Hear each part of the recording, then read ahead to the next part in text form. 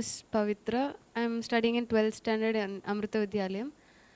Sir, usually children are taught Mahabharata and Bhagavad Gita by their grandchildren or parents. So, as a father and grandparent, have you ever had any chance to teach your grandchildren and children? I've not taught them in the sense of a teacher teaching them. My children and my grandchildren both are doing very, very well. Of course, my children are grown up, but their children are now just getting into universities. So they have, I've used Gita to tell them how to prepare their mind for the exam, how to regard when the marks are not up to your expectation. Those kinds of things I have, and I've given them examples. And I also use, the other day, my granddaughter asked me that people are asking me, how can your father first send Shashikala to jail and then later on support her? Because I did not support her, I just supported the constitutional principle for which she was beneficiary. But I can't give her all that long-minded. So I said, see, Ramchandra ji killed Bali, but he adopted his son, you know that, Angat. So, therefore, you know, or when something is to be done which my children become, or my children became worried about the morality of it, I told them, see, Ram killed Bali by hiding behind a tree. And Bali himself complained, what kind of moral character you are. And he explained to him.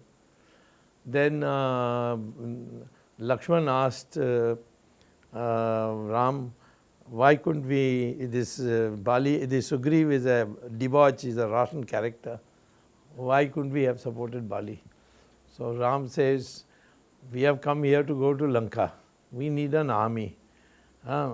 And the army is with Bali. Bali has pledged it to Ravan. So how do I get the army? So the only way is to kill him and make this man the king. So these are moral questions which children start getting around 14, 15 years. That I have addressed by using Gita, Mahabharata, and so on and so forth. Namaskar, sir. My name is Vasudevan, and I'm working as a software engineer in Chennai. So my question to you is, there's a lot of misconception in the society nowadays that if you read the Bhagavad Gita, you're going to end up becoming a sannyasi. So how to change this misconception? Don't change it. Let the misconception be there. You are learning to benefit.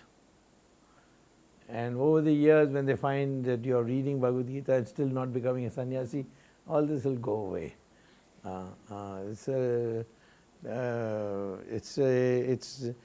In India, there are people who want to scare you from doing what you ought to be doing by telling this kind of thing.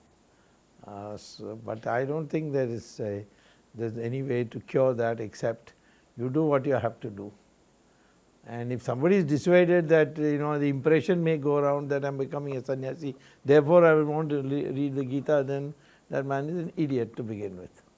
See, if you want to learn something and you know that for your life, secular life, when you have these dilemmas and the Gita can tell you how to resolve that dilemma, then it doesn't matter what people say. No, sure, sir. I'm Sublash, a graphic designer from Amrita University. Sir, there are so many people who teach Gita and Mahabharata, but few of them say that these things never happened before and these are just stories. What is your opinion on that, sir? Well, that's just an assertion that these are stories, you see. I remember, not on Gita, well, I'll connect it to Gita later or to Mahabharata.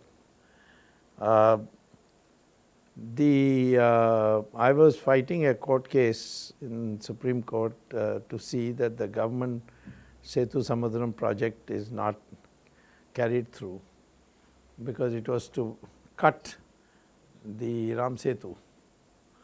and then put a canal to go through Gulf of Mannar to Park Strait, and so ships won't have to go around Sri Lanka, they can go through straight. Now, cutting the Ram Setu had caused a lot of upset amongst religious people. So I had gone to the Supreme Court to stop it. So in that process, the